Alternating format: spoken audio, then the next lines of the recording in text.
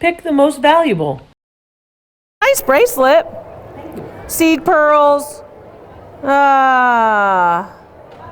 There's a molded piece that's supposed to look like a faceted piece. There's some lapis lazuli. And it is a costume jewelry piece from the 1940s, 50s in very good condition. It even has a safety chain so you don't lose it. And value on this about $200. It's a nice piece. Oh, this is how it always was? Okay, maybe they just moved around a little. They move. Okay, all right, that's what that was. They're really quite nice. So dates to about the 1980s or 90s. Value on this particular piece, because you've got a lot of weight for the sterling silver, and it is marked Mexican sterling silver.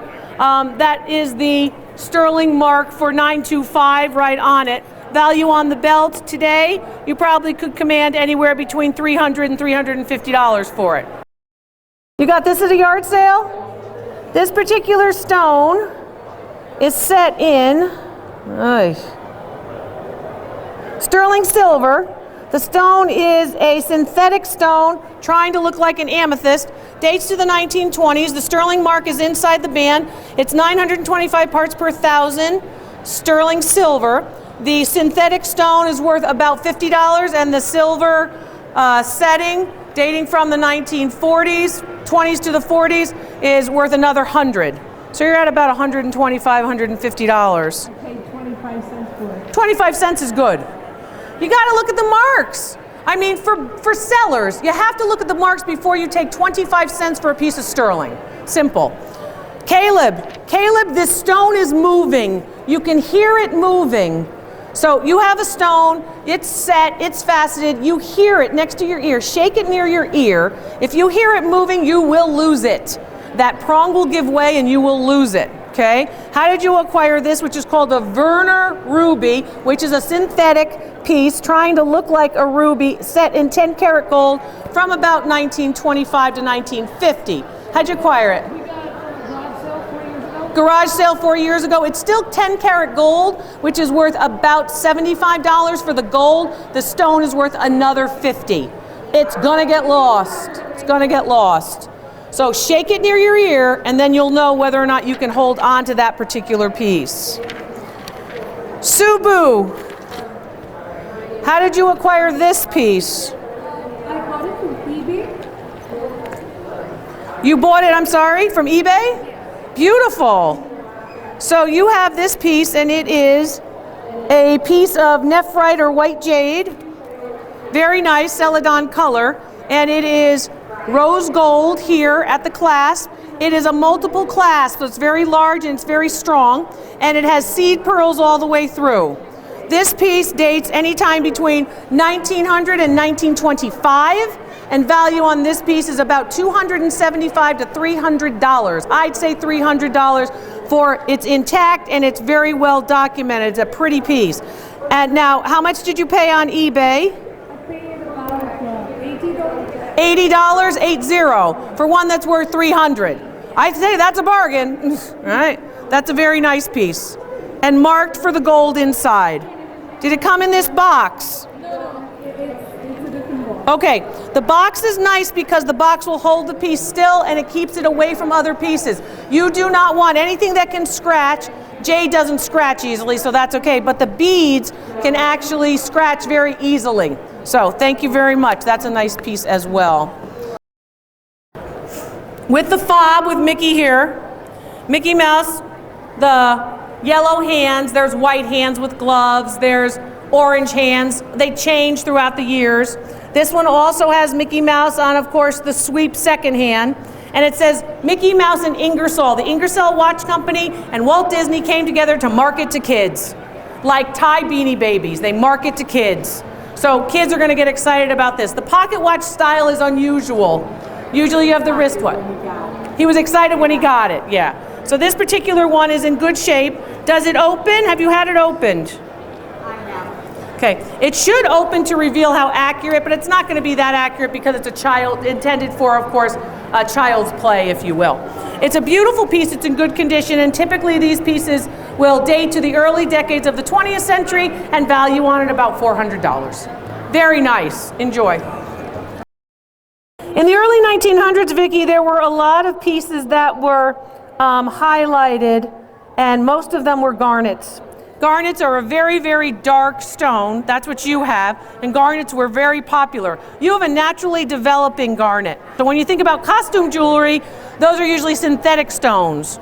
This particular stone is in fact a naturally developed garnet from the early years of the 20th century. How'd you acquire it?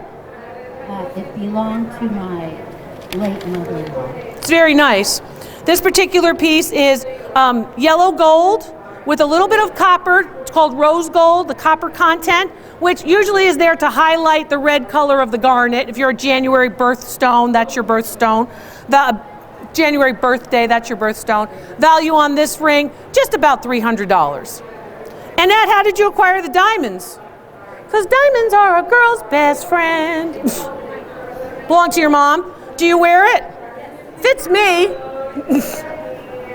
Fits you too, right? All right. It is 14 karat yellow gold, and you have a large central diamond and then graduated diamonds in that middle band, and then you have 1/4 of a carat diamonds. 1, 2, 3, 4, 5. You've got like 6 total carat weight of diamonds here. So 6 karat total carat weight, plus another $500 for the setting, and I would probably put this ring somewhere around $3,000. Do you wear it? You could put it right here on my pinky next to my new garnet. It's not bad, right? You know? That's a nice ring, that's a nice ring. We'll put these right here. Thank you. My pleasure. And then I've got a pocket watch. A Howard pocket watch with blue steel hands. Who is ABC? My grandfather. Really? That's good. Those are good initials, They are. right? Every little kid would know those. How did you acquire this?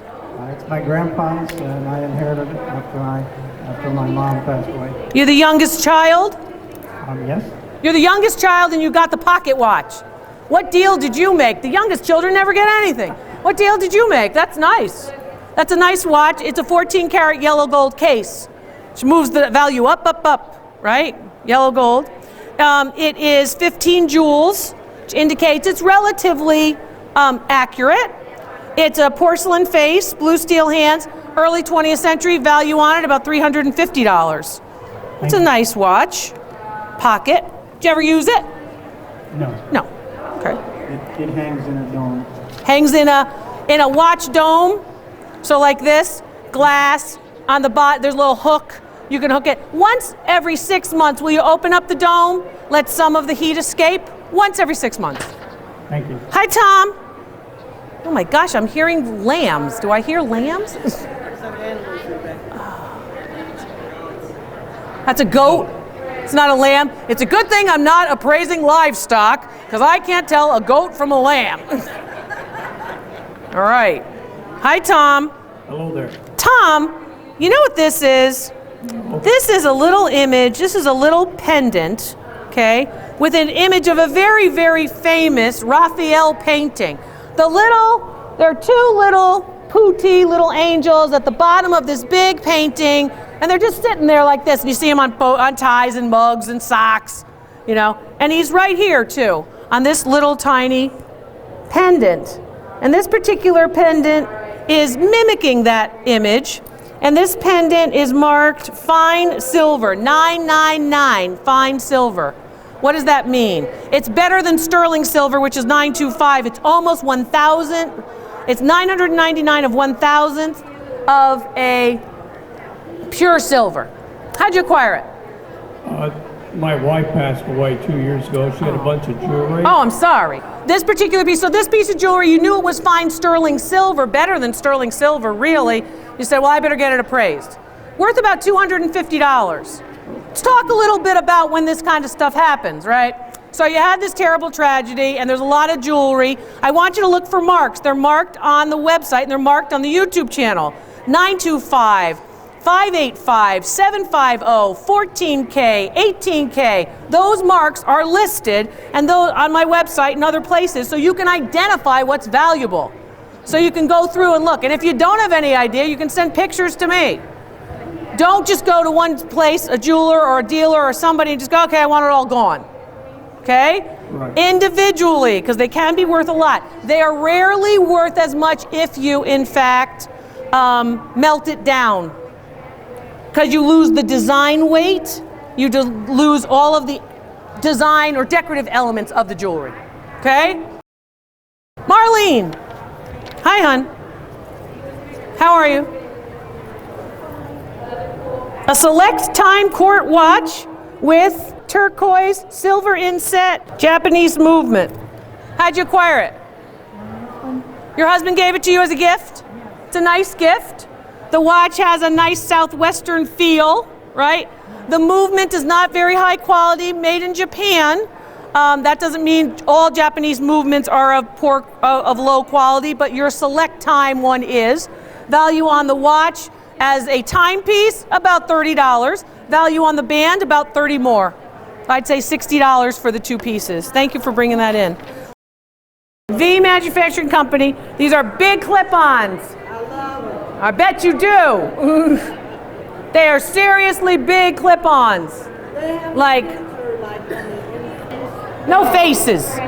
There's no face. It's not a ghost. Nothing's happening. It's just swirls. It's good. Wear them in good health. They're all right. They're gold tone. They're costume jewelry. Costume jewelry, the most overlooked item you're going to find. Costume jewelry. High values. Everybody thinks it's junk. You have a mark on it like that V mark on the V Manufacturing Company right here, underneath where your earlobe would go. Right here. I want you to look, when you're looking at costume jewelry, you're in that thrift store, I want you to take out that loop, I want you to look through the whole thing. Stand there for 20 minutes, I don't care. Look at it, try to find it, because most of them are marked. Once you find that mark, go to that website, go to the YouTube channel, I list them all. Weiss, Coro, Sarah Coventry, Monet, Napier, you know, name it. Trifori, all of them. These are $35 for the pair. They date to about the 1960s. For the pair, they're gold tone. They're not real gold. They're not gold overlay. They are, of course, the very typical 1960s clip-ons. I don't know why no one wanted to pierce their ears, but they didn't. Swiss-made movement. Hi, hon. How you doing? How about this? If you smoke near this, like cigarette smoking? No, I collected that stuff as a kid. Yeah, don't smoke near this. This is French ivory, which is very flammable. Like, really flammable. Like, last week in Seattle, when I was at the Seattle Home Show, I had to go down 29 floors because we were evacuated because of fire flammable. Okay, it was not fun. Bad. But then you get to the front desk and everybody's like, you know, checking people in and everything's fine, and you're like, whoa, the alarm's going off. They're very laid back out there, you know?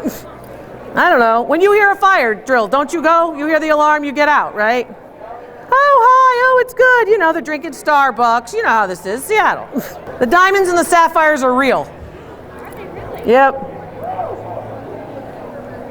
The case is sterling silver with gold overlay, or vermeil is what it's called. And you've got a rose gold in this part, a rose gold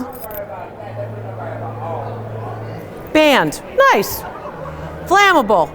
$3, right? A Swiss-made movement, women's watch, 7 jewels, which means it's not that accurate, but where does a woman in the 1920s have to get to, right? Other than to get her hair cut or to get one of those drop waist dresses. Flappers. Value on this watch, I'd say $150.